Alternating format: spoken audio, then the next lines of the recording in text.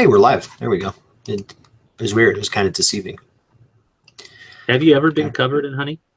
No, Oh. Not fully. That was the third time. The third time? Man, Yeah. you get some bad experiences. Yep. All right. Wait for a new joke one of these days. All right, here we go. Warning, spoilers ahead. Constant Collectible hereby is absolved of responsibility of any content spoiled for the listener. That means you.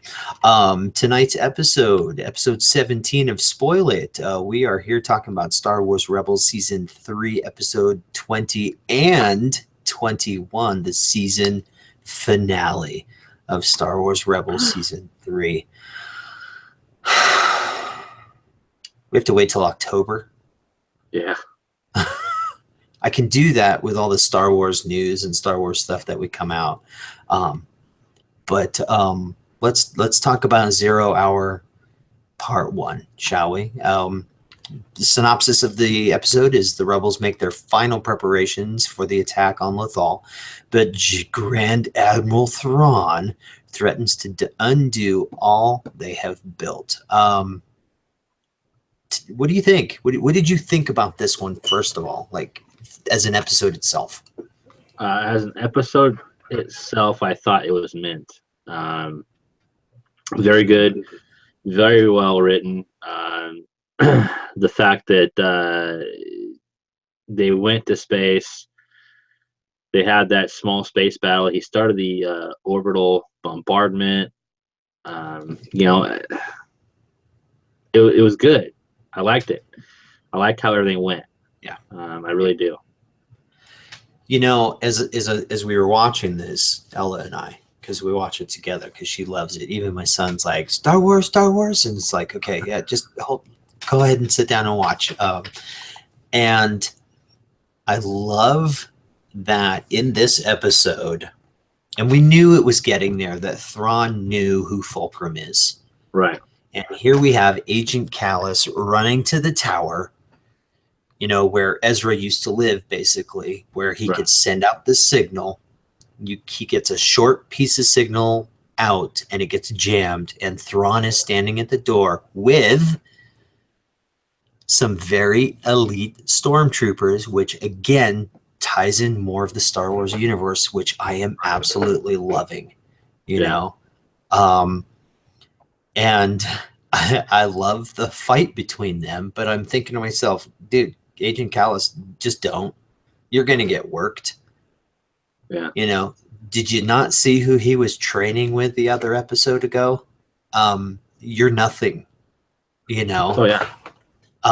But it was perfect, because then he was able to break the jammer, you know, and all this other stuff, and then take him away.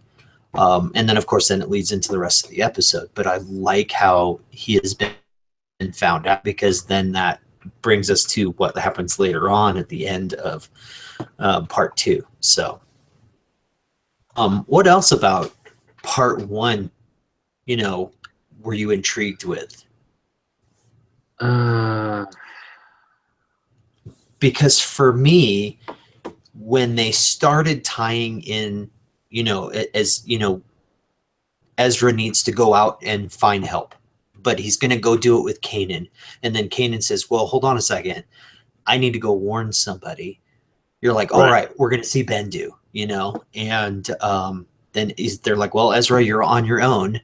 And, you know, right off the bat, you know, what they're saying is, no, you got to go talk to, you know, some other fleet, Mon Mothma, and, you know, that kind of stuff gets denied. Yeah. But you knew where ultimately he was going to head. Oh, yeah. That was a big highlight for me. You get more Mandalorians in there, and I'm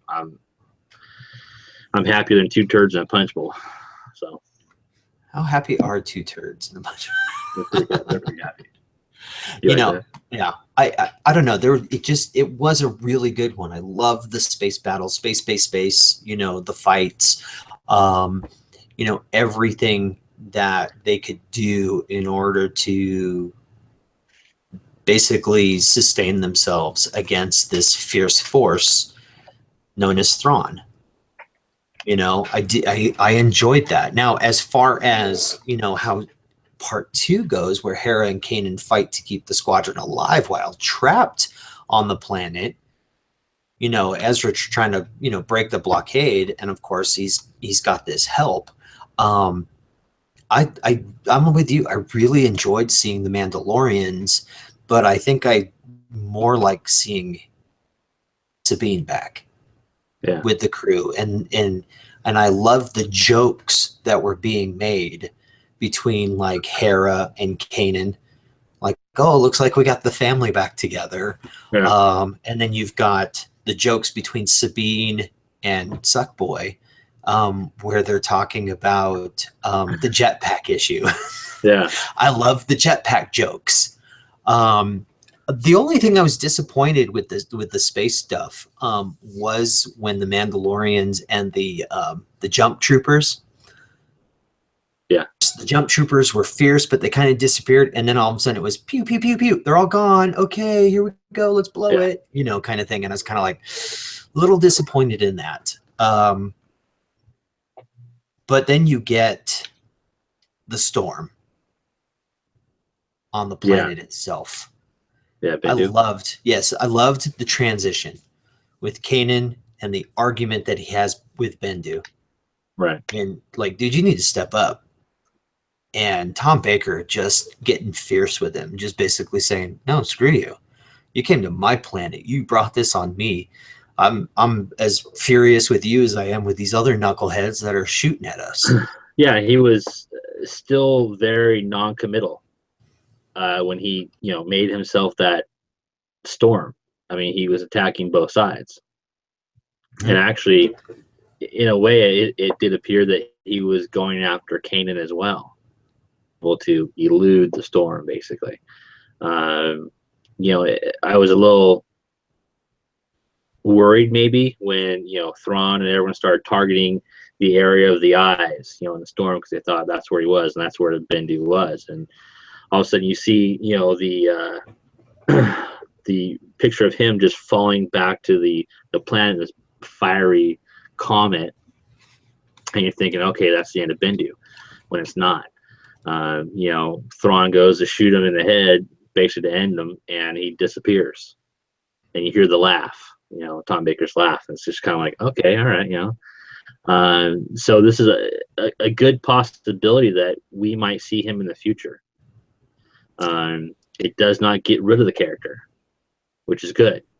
Yeah. And since we did talk about Katie Sackhoff last week, and actually we've been talking a lot about her, and the fact that we didn't see her, and she gave that interview saying that she just finished doing some voiceover work. So it looks like we'll see her in, you know, season 4 here, reprising her role, and maybe we'll see some more Bendu as well. Yeah, I'm hoping we see some more Bendu, because, I mean, just that quote at the end where he's telling Thrawn, I see your end, I see your death, and it's was it 1,000 arms? It's like 1,000 arms wrapping around you. And so, you know, like, is that, what does that mean? It's vague, yet is it descriptive? Is it, you know, what does that mean? And I love the look on Thrawn's face, because he's wondering the same thing. What does that mean? You know, this is a piece of that puzzle didn't anticipate. Yeah. So, like you say, he's such a tactician. Yeah, you know, what Jedi trickery or devilry is this, you know? Yes. Yeah, so it was, you know, I think both episodes had their strong weak points. I do like the fact that when Ezra did leave, he took Maul's old ship. He was flying that around. I dig that ship. I do hope that Fantasy Flight does make a version of it for X-Wing Squadron, so for X-Wing miniatures. And yeah, I still can't not like Thrawn so much, though. You know, I love the character. I'm looking forward to the book coming out next month. And, you know, we talked about this today in text messages. You know, what's the timeline of this book? Well, it's roughly him when he's discovered, in the Outer Rim or uncharted territories, whatever, and his rise through the ranks. So I'm hoping that at the end of this book it is not his demise. And of course, at the end of season 4, that too is not his demise. So I'm hoping he sticks around for a while, or he somehow gets away. I'd like to see him that character once again brought back some way, somehow. Yeah, because, and then here's the thing too. I mean, are we, and we're only speculating here too, because this character itself is not in the original trilogy. So what do we do with him? We've seen that, Lucasfilm has taken characters, brought them into the fold, but kind of killed them off before they get to those episodes. Or we see an empty chair, which, is supposed to mean for, Krennic. We see, certain characters sitting around the table on the Death Star that show up in Rebels. So what do they do with Thrawn? Where does that book end? Where does this start? Where do, all these things? It would be nice to see another Thrawn trilogy, and where this book just be the beginning of him getting up to a certain point before we even get here, because he's already a wizard basically where he is right now in this. So we need to see that backstory of his. We need to see all that stuff. And I would like to see more of it. And to be honest with you, I would love to see him show up in a film finally on the big screen, bring him in. I would love to see it too. I don't think that they will. In the original canon, he was around in this time frame. He was out in the Outer Rim, and actually he was in the unknown regions a lot. Okay. Kind of by where the Chiss, because that's what he is, CHISS. That is what he is. He comes from that civilization, the Chiss ascendancy, whatever it's called. He was close to that area. He did a lot of top secret stuff for Palpatine. But knowing that he was around in the original Legends canon, they can keep him around. This race of character does live a longer lifespan than normal humans, so there's all kinds of possibilities. I'm hoping this isn't a one-hit wonder book. That's just gonna be really disappointing. It will be disappointing. But what I would like to is, if we do pull him into the films, I want Lars Mikkelsen to play him. I think he's a great actor, and he's already kind of established this persona on screen. So just like you have Forrest Whitaker coming on Rebels doing the voice for Saw Gerrera as he was in, Rogue One, I think it would be great to be able to use him that way. He kind of looks a little like Thrawn. He has the jawline. He has the I'm looking at him right now, and he's big. He's 6'4", and it's perfect. Yeah. I mean, he will come in and command that audience. So I think that would be fun to be able to do that. As far as this one being a season ender, I still feel like there's something that was missing with it. I mean, not like last season where it ended with Vader going one way, Ahsoka going the other way, and all of a sudden you're like, what? Yeah. This one was kind of like, okay, they got away. We know where they're going. Questions, and next season. I am excited that they do have another season, because we still need to see what happened to Ahsoka.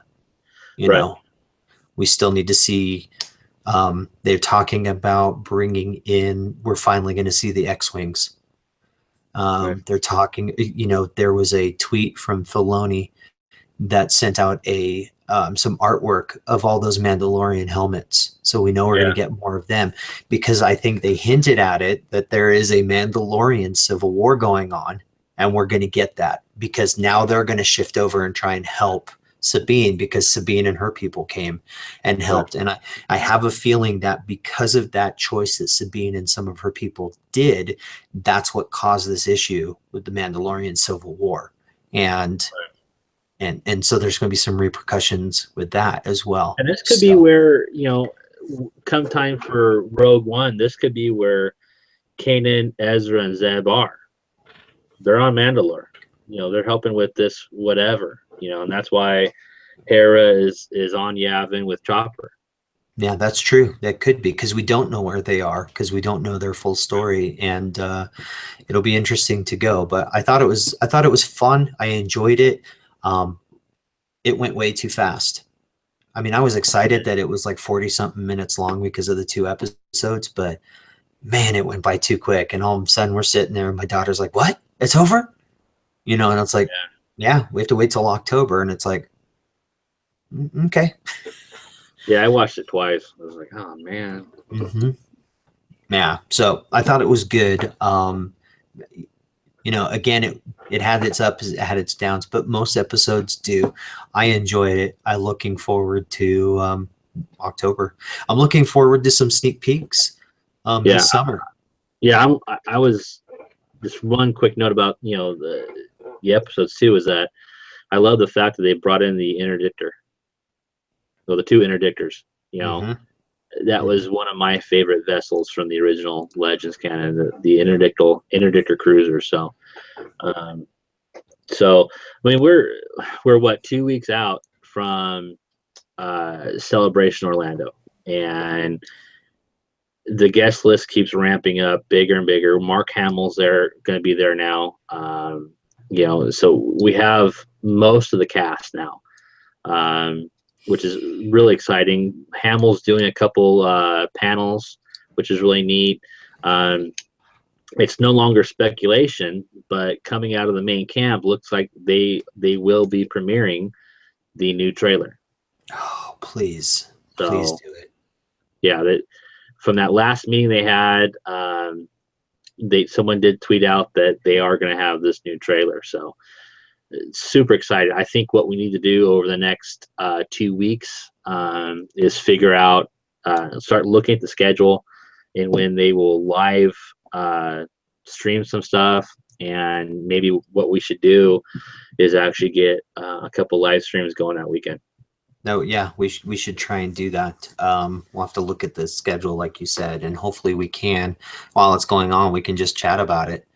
Yeah. I think that would be kind of fun, actually. So, and it would be good. So I enjoyed these. I'm looking forward to all the news. And I think with how the summer's going to be, how busy it is going to be, I won't be too anxious, but I'll still be anxious, especially when they tease things, for what's coming, logo, characters, tidbits of the story, that kind of thing. So yeah, but we have a ton of stuff they're going to be releasing this year. I mean, we have the trailer and all the good stuff for that they're going to show at Celebration. We have the new toys that should be coming out in September. Mm-hmm. We have episode 8, which is December, and then we have the Han Solo standalone movie in May. I can't wait for that one. Yeah, but the only issue with that is that we have a huge gap between the Han Solo movie and episode 9. Yeah, that's true. So what are we filling it with? I don't know. Exactly. So I need something to fill my heart. It's going to be Marvel movies. That's what it's going to be. Yeah. It'll be the other Disney franchise that kills everything. Exactly. All right. But the nice thing, though, is that, I think not long after that is, it's 2020, right, when Star Wars Land opens? Yeah, I think so. 1920, something like that. Yeah, you're right. I'll have to look at it. All right. Well, I enjoyed it. I'm kind of sad that we have to wait so long, but I'm sure, like I said, we'll find some fillers. But in the meantime, where can they find you? Everyone can find me on Twitter at ChadGriffin12. You can find me on Instagram at DJ Kilt. You can find me on Facebook at Chad Goodwin. And of course, over at our website, constantcollectible.com. Email me at goodygoodwin@gmail.com. at constantcollectible.com. If you cosplay, get a hold of me. We'd love to feature you on a weekly segment we're going to be starting here soon. Just get your bio, get some generic questions out to you. I actually have a long list of questions I'd like to ask you, and also get some pictures from you that we can actually feature you and we can put out to the world. Right on. Sounds good. And I'm Simon. You can find me at Twitter at C_collectible, over on Instagram at C_collectible, and of course, constantcollectible.com, where we are posting pretty much every day something is popping up. Final note, our email is constantcollectible@gmail.com if you just have questions, comments, and concerns. We're live every Thursday night after Constant Collectible, the show. Our website is constantcollectible.com, and we hope to be back next week. I think what we'll do is we'll pick up where we left off with the Expanse and kind of run through some of that. Since we have no more Rebels, we wanted to concentrate on Rebels just because of how it was ramping up. But we will be back with some more geek culture, and we will see you then. Thanks for joining us. Take care, everybody.